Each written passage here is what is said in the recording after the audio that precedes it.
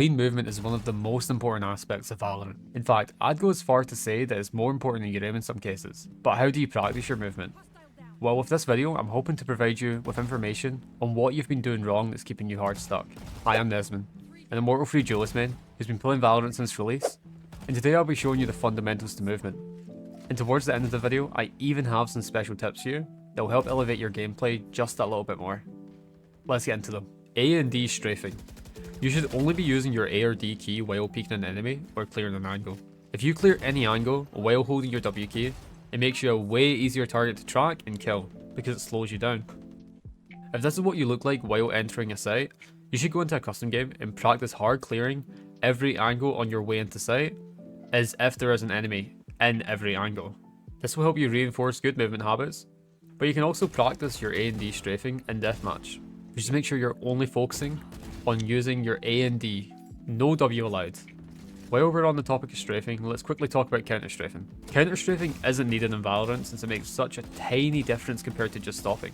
But I myself like to counter strafe as I feel it makes me more consistent. I also think it can make you feel more snappy and harder to hit during a gunfight.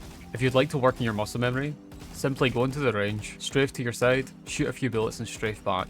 You can repeat this for as long as you want until you have it down, and it honestly just feels like second nature to you. Jump peeking. Jump peeking is one of the most important mechanics in the game.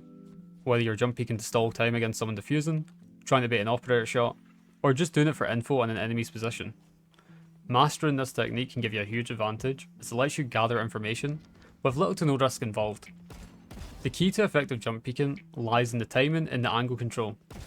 Keeping your jumps unpredictable and quick ensures that opponents will have a hard time locking onto you. To jump peek, simply jump while holding W, while turning 180 degrees using your mouse back into cover.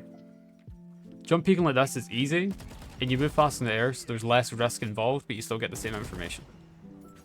However, it's crucial to remember that not all jump peeks are equal. The angle and the timing of your jump can drastically change the information you gain, and the risk involved. Jiggle and wide peeking. Learning both the jiggle peek and the wide peek is essential for catching your opponents off guard and safely gathering information. Jiggle peeking involves quickly dodging in and out behind cover to get information without fully exposing yourself, just enough to bait a shot or spot an enemy. This technique can be extremely useful against snipers or anyone that's holding a super tight angle, as it forces them to react without giving them an easy shot. On the other hand, wide peeking is when you move further out from cover, taking a wider angle to clear more of an area at once. This can surprise opponents who are aiming close to the corner, as your wider approach breaks their crosshair placement and often forces them to adjust last second. Knowing when to use jiggle peeking to gather information, and wide peeking to disrupt your enemy's crosshair will make you a much harder target to predict and give you more control over each engagement. Watch this example where I use both of these peaks so we can see what they look like. Reloading.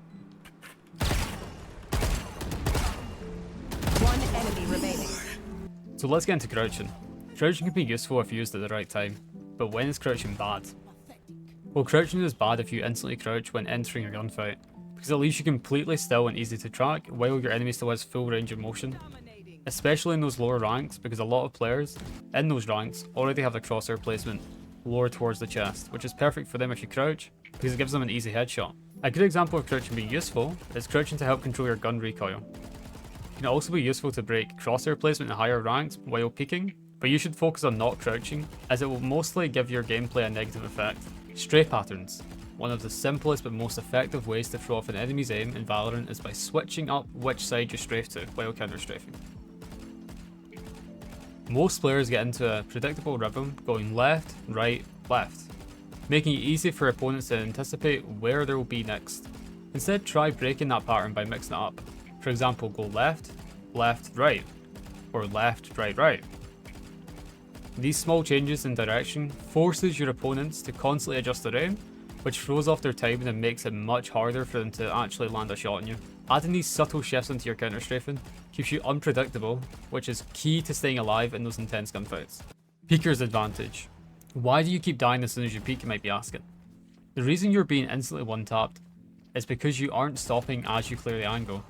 If you wait until you see the player, you need to take into account your reaction time. By the time you stop, the enemy has already seen you on their screen, so you lose your peeker's advantage.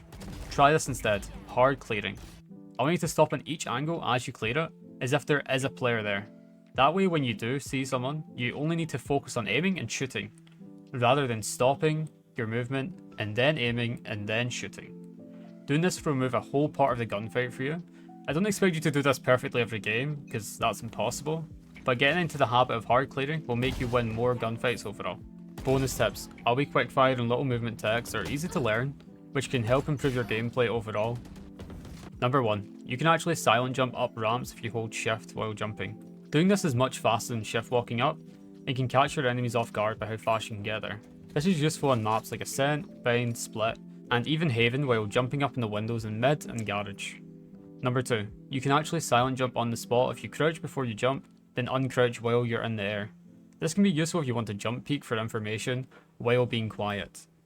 3. You can actually silently fall down a zipline if you hold shift and attach yourself just before you hit the ground. Doing this is far faster than slowly going down the zipline. It makes no noise. There's no negative effects to doing this. You should just learn it. Number 4. B-hopping. B-hopping doesn't make you go any faster than normal sprinting speed, but if you're caught off guard it can make the enemy whiff on you. If you want to make B-hopping easier, add your scroll wheel as a second bind for jumping. And that's all I have for you today. If the video helped you learn something new or notice something that you can improve upon, like so I know to make more videos of this nature. And if you're looking to improve overall as a player, maybe consider subscribing, as I'm going to be uploading more guides similar to this in the future. And lastly, if you'd like to see a particular guide, let me know down in the comments and I can start working on that. Thanks for watching the video, and goodbye.